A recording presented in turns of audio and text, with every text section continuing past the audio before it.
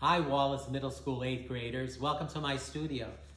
I saw some of your projects and they look great. I'm very proud of you and I'm very happy to answer the questions you sent in.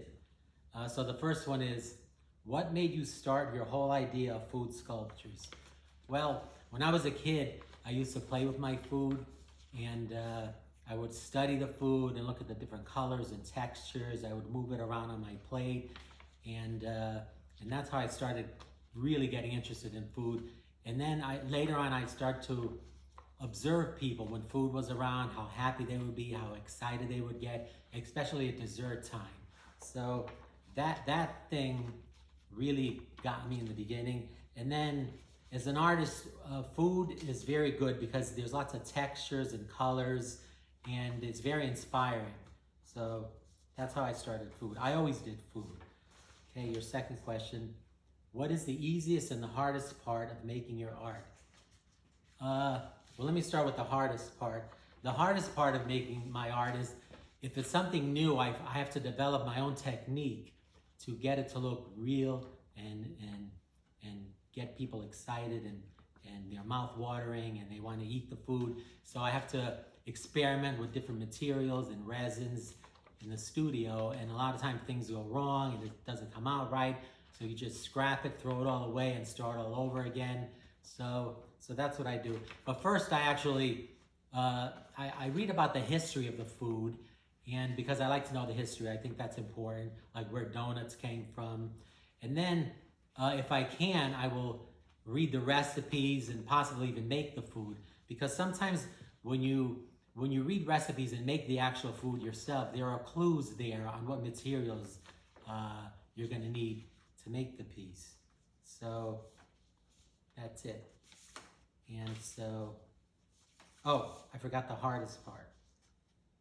No, the easiest part.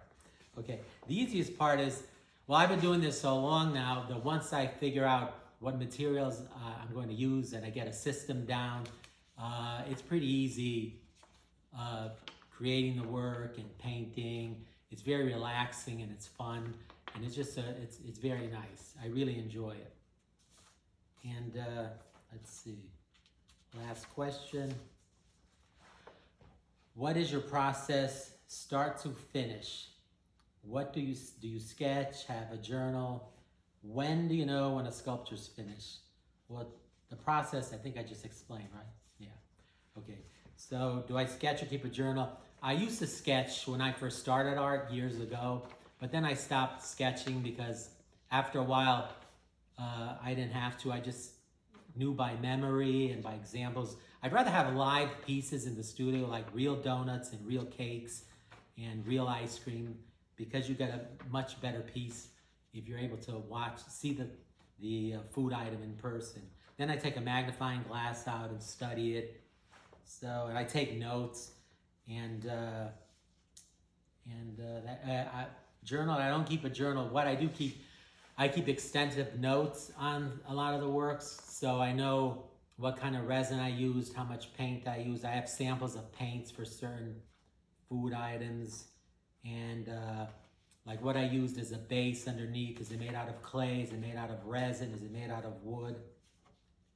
So when do you know when a sculpture is finished? That's really tough because that's probably one of the hardest things, because sometimes if you stay on a piece, you can actually ruin it.